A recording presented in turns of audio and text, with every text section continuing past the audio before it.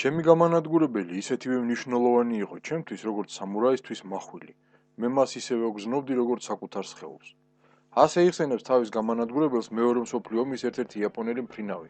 როგორც მიხვდით, საუბარია იაპონურ გამანადგურებელზე სახელად ზერო. ერთ-ერთი გამოჩენილი და ლეგენდარული მანქანა, რომელმაც დიდი კვალი დასტოვა მეორე მსოფლიო ომში. დღეს განვიხილავ ამ გამანადგურებლის მახასიათებლებს, მისი შექმნის და გამოყენების ისტორიასაც. როგორც მოგეხსენებათ, მეორე მსოფლიო ომის დაწყების თარიღი ყველა მონაწილეს თავისი აქვს. იაპონიამ პრაქტიკულად მე-20 საუკუნის დასაწყისიდანვე დაიწყო იმპერიალისტური გამოხტომები და შევიდა საომარ კონფლიქტში ჩინეთთან. თავიდან მცირე შეტაკებებით გამოიხატებოდა ეს კონფლიქტი, მაგრამ 1927 წელს ფართომასშტაბიანი ოპერაციის შემდეგ მოახდინა ჩინეთის ოკუპაცია. ამ დროს იაპონიის ავიაცია სერიოზულად არც განიხილავდნენ. მოკავშირეები თვლიდნენ, რომ აღმოსავლეთში არაფერი შეხვდებოდათ გარდა ტენდგადაკრული ბიპლანებისა. მართლაც, ჩინეთთან დაწყებული ომის დროს 1927 წელს ბრძოლებში მონაწილეობდნენ ბიპლანის ტიპის გამანადგურებლები. A2N3, A2N4 და A4N1. შედარებით უფრო მძლავრ და თანამედროვე A5M-თან ერთად, რომელიც წარმოადგენდა ქვედა მონოპლანს შეუკეცვადი შასით. მსოფლიო ომის დაწყებამდე ჩინეთს მხარდაჭერა გამოუცხადა საბჭოთა კავშირმა და ამერიკამ. გარდა სამხედრო ტექნიკისა, მოხალისეებითაც დაეხმარნენ. მარტო საბჭოთა კავშირმა 900-მდე საბრძოლო თვითმფრინავი გაუგზავნა ჩინეთს. არანაკლები იყო ამერიკის მხარდაჭერაც. ამ ყველაფრის გათვალისწინებით იაპონიის სარდლობა მიხვდა, რომ მათი ავიაცია საჭიროებდა მოდერნიზაციას. ამიტომაც ომის დაწყებიდან რამდენიმე თვეში მათ შეიმუშავეს მოთხოვნები ახალი გამანადგურებლის მიმართ, რომლის მიხედვითაც ახალი აპარატი მანევრირებით არ უნდა ყოფილიყო არსებულ A5M-ზე ცუდი, ხოლო სიჩქარე მასზე გაცილებით მეტი უნდა ჰქონოდა. ამ კონკურსში თავიდან მონაწილეობდა ორი ფირმა, Mitsubishi და Nakajima. თუმცა ეს უკანასკნელი მალევე გამოეთიშა კონკურსს, ამიტომაც მარტო Mitsubishis კონსტრუქტორებმა განაგრძეს მუშაობა თავის აპარატზე. ამ დროს საკონსტრუქტორო ბიუროს ხელმძღვანელობდა 34 წლის Iiro Horikoshi. როდესაც ის გაეცნო სამხედროების მოთხოვნებს, მან დაიწყო აპარატის მაქსიმალურად შემსუბუქებაზე მუშაობა. ეს ერთადერთი გზა იყო, რომ მიეღწია მოთხოვნილი პარამეტრებისათვის. იმ დროის იაპონური ტრადიციების მიხედვით გამანადგურებლის მფრინავის კაბინა ისედაც არ აღიჭურებოდა ჯავშნით, ხოლო Horikoshi მავზებს პროტექტორები არ გაუკეთა. ეს კი რამდენიმე ათეული კილოგრამით შემსუბუქების საშუალებას იძლეოდა. მოთხოვნების მიხედვით იაპონიის ისტორიაში პირველად უნდა დამდგარიყო გამანადგურებელზე 2 ცალი 20 მმ-იანი ქვემეხი, რომელიც იწარმოებოდა იაპონიაში შვეიცარიული ფირმა ერლიკონის ლიცენზიით. მათ დგავდნენ ფრთაში, ძირითად საყრდენებთან ახლოს, ხოლო წყვილი 7,7 მმ-იანი სინქრონიზატორიანი ტყვე-ამთქვევი კი ძალური დანადგარის თავზე დგებოდა. ყველაზე მთავარი კითხვის ნიშანი პროექტირებისას იყო ძრავის შერჩევა. ყველაზე უკეთესი ვარიანტი იყო ფირმა Nakajimas 2 რიგა 14 ცილინდრიანი ვარსკვლავად ტიპის ძრავი Sakae 12, რომლის სიმძლავრე 940 ცხენიზალა იყო. თუმცა Mitsubishis ხელმძღვანელობამ პრაქტიკულად აიძულა Horikoshi, რომ აერჩია საკუთარი წარმოების 2 რიგა ვარსკვლავა Kinsei 46, რომელსაც 1000 ცხენიზალა ჰქონდა. თუმცა კონსტრუქტორებს არ მოსწონდათ ამ ძრავის ზედმეტად დიდი წონა და ზომები. ამიტომაც ალტერნატიულ ვარიანტად განიხილეს ამავე ფირმის 875 ცხენიზალიანი ZUSA 13. Horikoshis იმედი ჰქონდა, რომ სიმძლავრის ნაკლებობის კომპენსაციას ამავე ძრავის მცირე წონით და დიამეტრით მოახდენდა. ახალ აპარატზე მუშაობა 1938 წლის აპრილში დაიწყო. სამხედროებს მალევე წარუდგინეს ესკიზური პროექტი, ცოტა ხანში კი სრული მასშტაბის ხის მაკეტიც. როგორც მოსალოდნელი იყო, წარდგენისას დაიწყო დისკუსიები აპარატის კონსტრუქციული გადაწყვეტილების თუ თავად ტექნიკური დავალების გარშემო.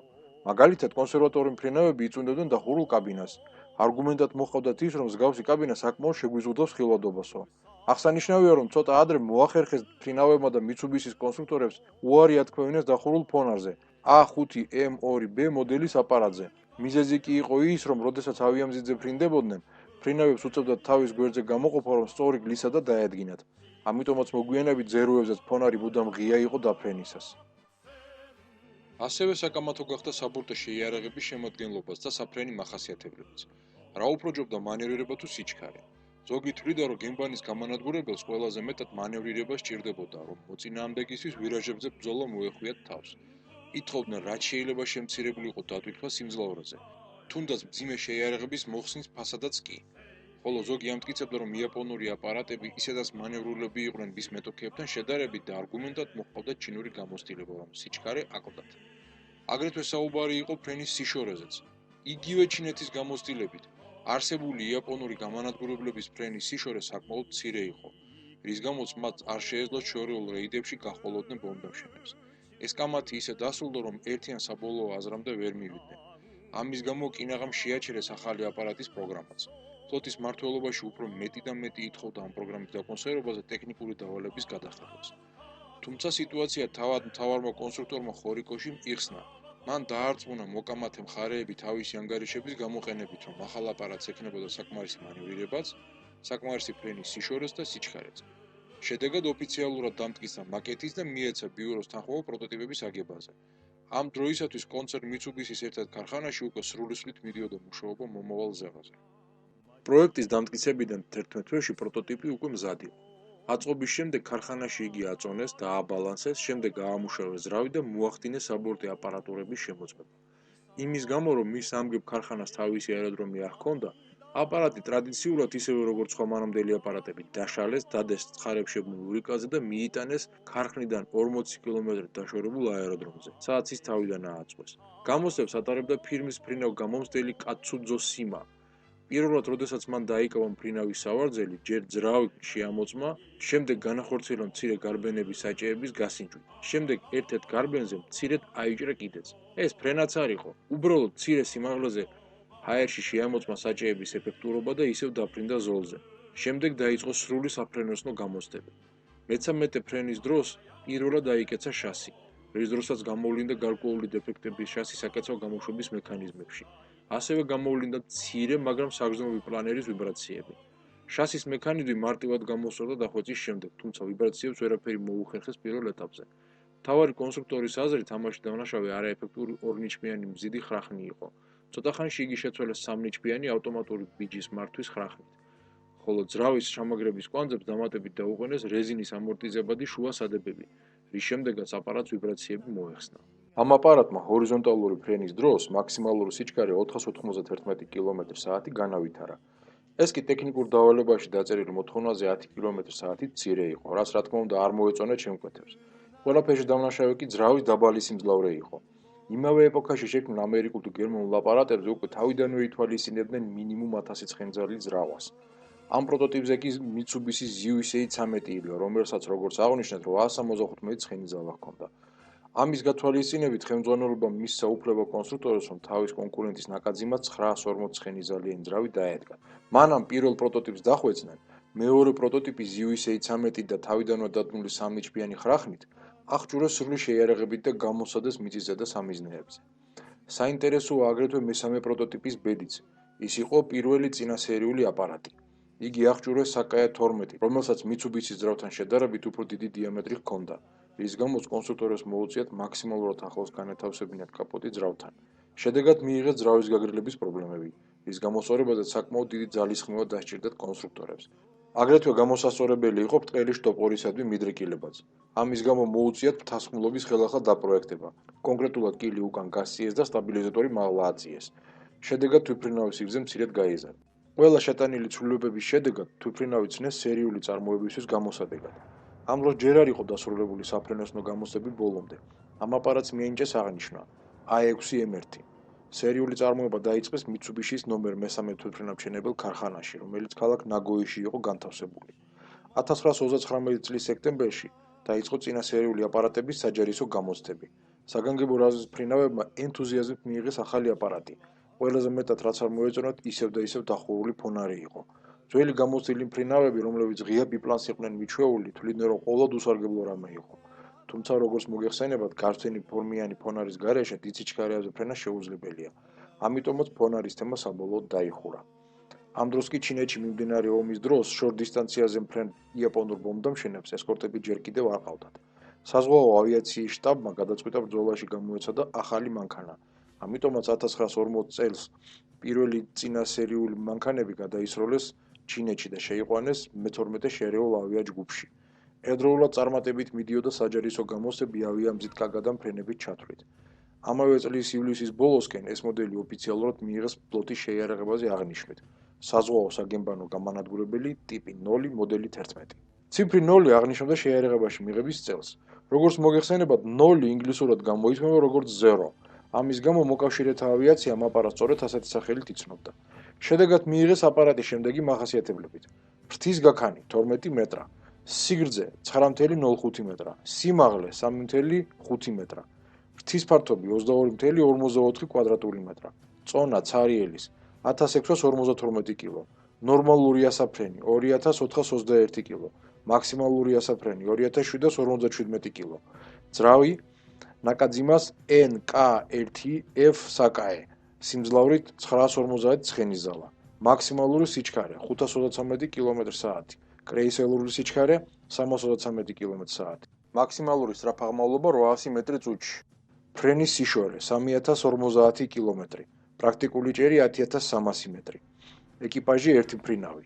შეიარაღება 2 ცალი 7.7 ტყვიამფრქვევი ტიპი 97 ფიუზელაჟზე სინქრონიზატორით, 2 ცალი 20 მმ-იანი ფრთაში ჩასაყენებელი ქვემეხი ტიპი 99. ამ აპარატმა თავისი პირველი საბრძოლო გაფრენა ამავე წლის აგვისტოში განახორციელა. ამ დღეს 12-ზე რომ მიაცილებდა ბომბდამშენებს ქალაქ ჩუნკინისკენ. მართალია ამ 1500 კმ-იან მარშრუტზე ჩინური გამანადგურებლები არ შეხვედრიათ. მაგრამ უკვე ფაქტი, რომ ამ მანძილზე ბომბდამშენებს გამანადგურებელი მიეცილებდა, უკვე დიდი მიღწევა იყო. ამ პერიოდის მსოფლიოს არც ერთ გამანადგურებელს არ შეეძლო ასე დიდი ხნით ჰაერში ყოფნა. თავად ზეროსაც ფიუზელაჟის ქვეშ დასაკიდებელი 330 ლიტრიანი დამატებითი საწვავის ავზი აძლევდა ამის საშუალებას.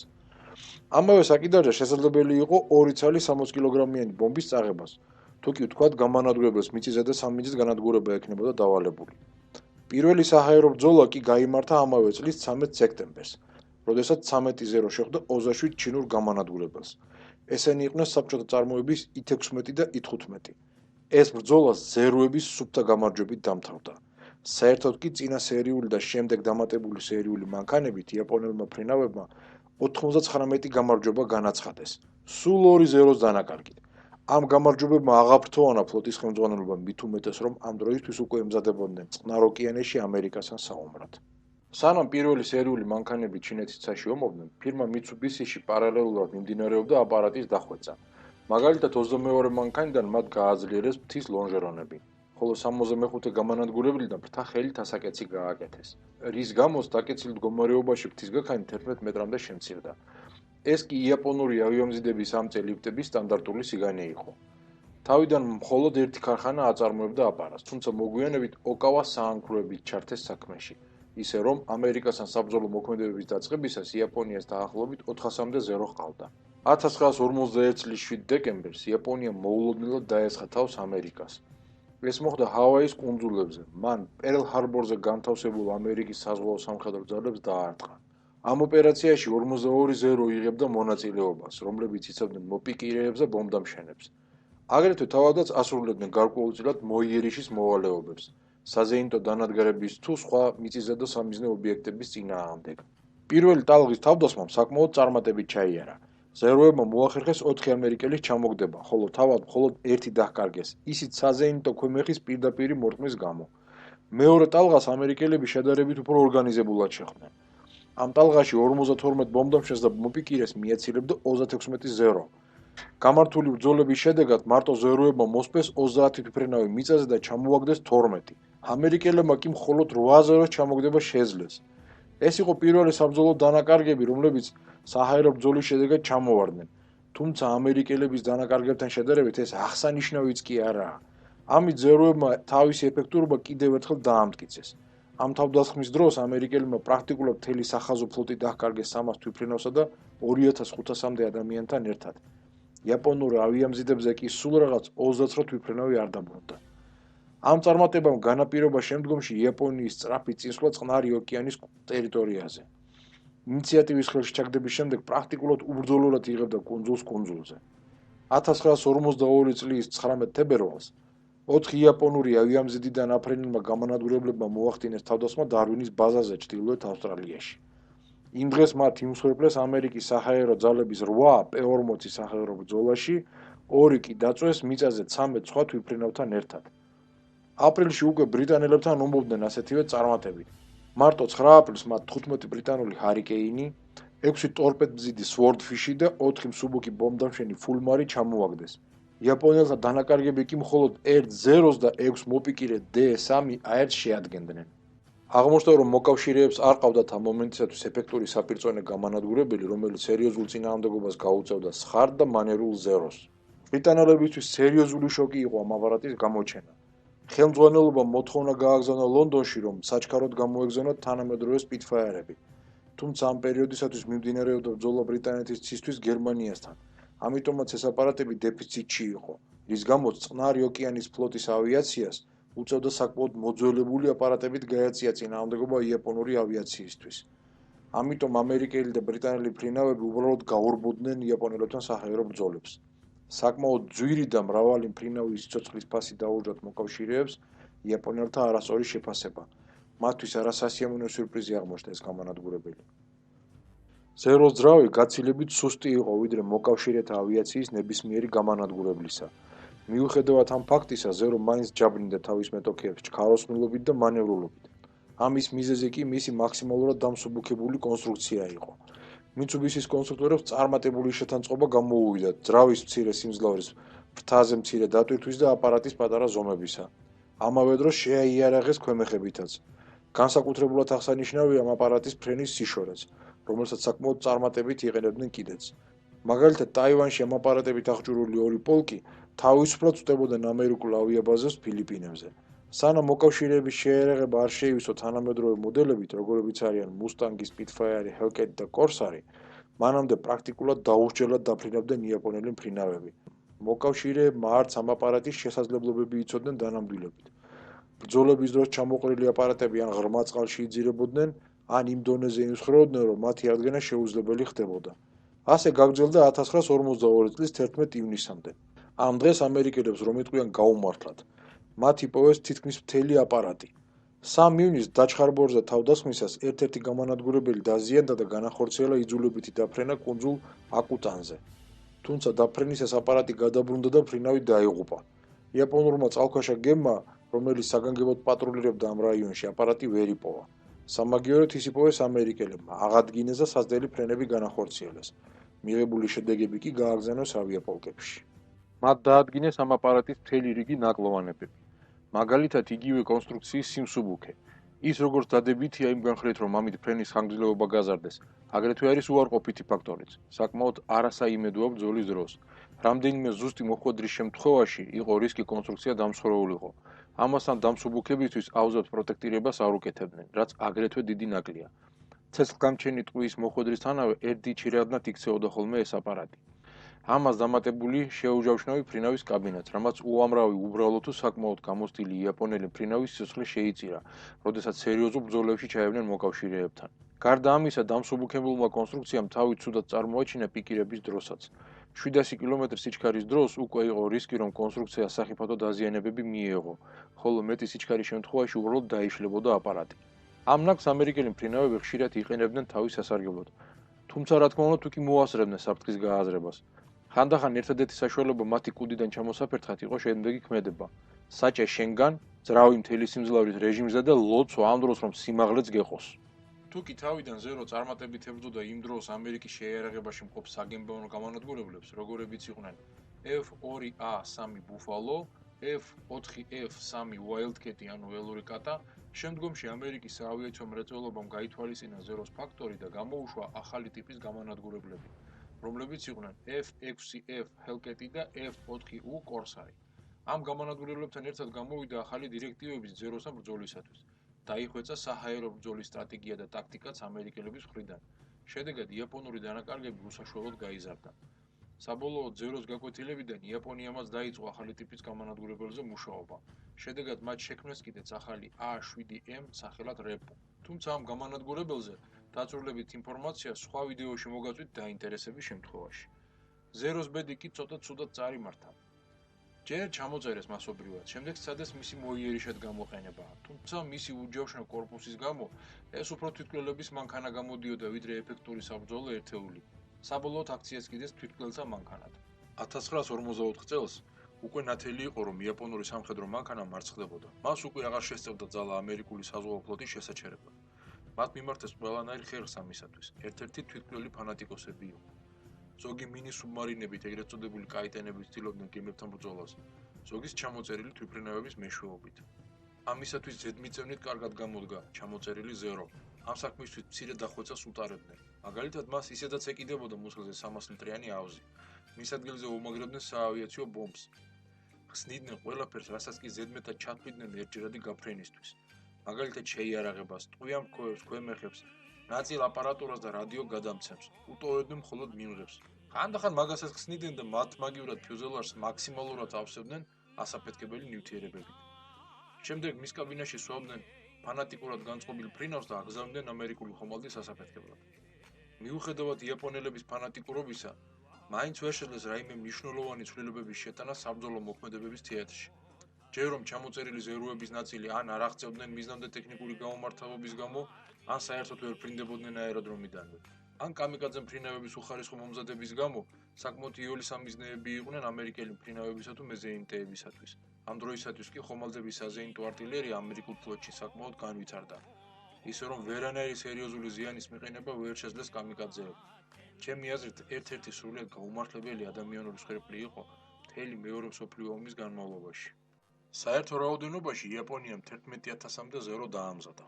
საბოლოოდ კი, როდესაც კაპიტულაციაზე ხელი მოაწერა და ამერიკამ მოახდინა მისი სრული ოკუპაცია, ამ თუ სხვა ტიპის თვითმფრინავები ამერიკელებმა უბრალოდ გაანადგურეს, დაწვეს და დაამსხვრიეს. ამ დროისათვის რამდენიმე ეგზემპლარიღაა შემორჩენილი, რომლითაც ფრენაა შესაძლებელი, ისიც ამერიკელ კოლექციონერებს ჰყავთ. ზეროს ექსპლუატაციის ისტორიაში ყველაზე აღსანიშნავი იაპონელი ასის საბურო საკაის ისტორიაა, რომელმაც ბრძოლაში რამდენიმე სერიოზული ჭრილობა, მათ შორის ერთ-ერთი თავის არეში მიიღო, რის გამოც ხელი და ფეხი გაეთიშა. სრულიად დაბრმავდა ცალი თვალით და წამოსული სისხლის გამო ნაწილობრივ მეორე თვალითაც. წესით მსგავსი ჭრილობებით ადამიანი იღუპება. საბურო არა თუ არ დაიღუპა, მან შეძლო და დაზიანებული თვითმფრინავით დაბრუნდა საკუთარ ავიაბაზაზე, რომელიც დაახლოებით 350 მილით იყო დაშორებული საბრძოლო მოქმედებების ზონიდან. თანაც როგორც აღნიშნე, იგი ამ მომენტისათვის თითქმის ბრმა იყო. გასისხლიანებული ცალი თვალიდან ხელსაწყოებსაც ძლივს არჩევდა, ვერ ხედავდა ვერც კომპასს, ხოლო მზის განლაგებით და ინტუიციის მეშვეობით მოახერხა მან უკან დაბრუნება. ამ ფრენისას თითქმის 9 საათი დაჰყო ჰაერში. ამ საათებში შედის ბრძოლის დროც, რომლის დროსაც მან 4 მოწინააღმდეგის თვითმფრინავით ჩამოგდება შეძლო, რითაც თავის გამარჯვებების 60-მდე დაამოყვალა. რაც არ უნდა გასაკვირი იყოს, ფრინავმა მოახერხა და სრულიად გამოჯამთელდა. ყველაფერი აღუდგა გარდა დაზიანებული თვალისა. ერთწლიანი მკურნალობის შემდეგ იგი ისევ დაუბრუნდა ავიაციას და ომის ბოლომდე იბრძოდა გამანადგურებლის ფრინავად. დღეისათვის სულ ეს იყო. მადლობთ ყურადღებისათვის. თუ მოგეწონათ ფილმი, გთხოვთ მოწონება არ დაიშუროთ და არხი გამოიწეროთ. აგრეთვე დამიწერეთ კომენტარებში თქვენთვის საინტერესო აპარატებზე. მოგვიანებით მათზეც გავაკეთებ ფილმს.